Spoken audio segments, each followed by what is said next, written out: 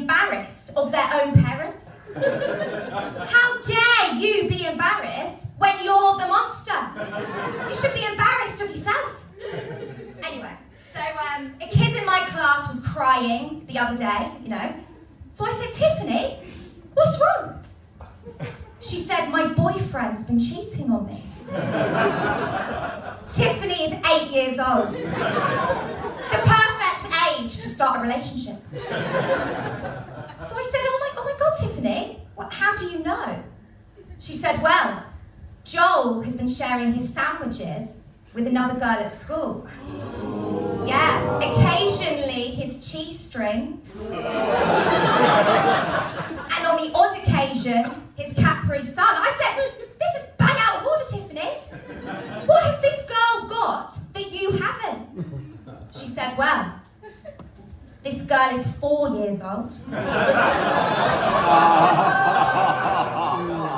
Stupid and really boring. I said, classic.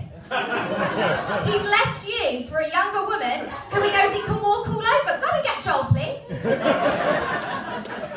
As a teacher, I have a responsibility here to teach the kids about respect. So I sentenced Joel to 8 weeks detention for disrespecting women. Yeah.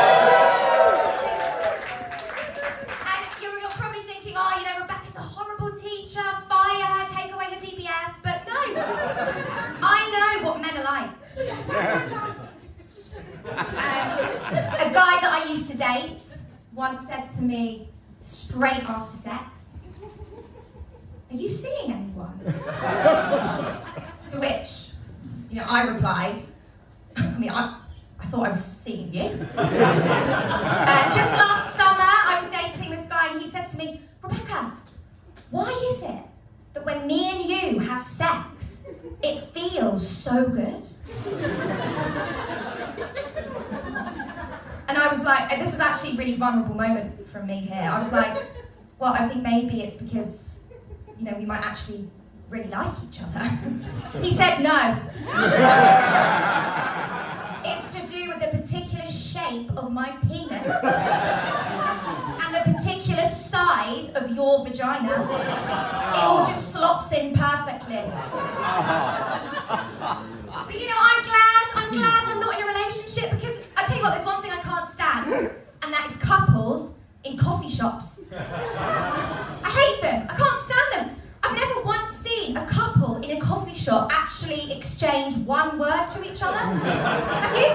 They'll sort of stare into each other's eyes for about 20 seconds and then they just look like they want to kill each other for the remainder of the afternoon. So I said, this week I was actually in Starbucks and I was sat next to a couple in their early 20s and I thought, it's time for an intervention. So I said to this couple, sorry, I don't mean to interrupt, but do you actually want to be with each other? Because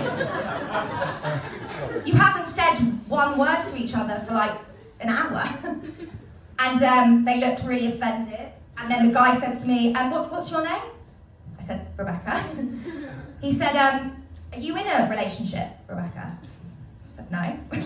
But I have had a series of flings and they've all been extremely meaningful and I've learned a lot, so thank you. And he said, well, when you find that person, you don't need to talk all the time. Words, they become almost meaningless.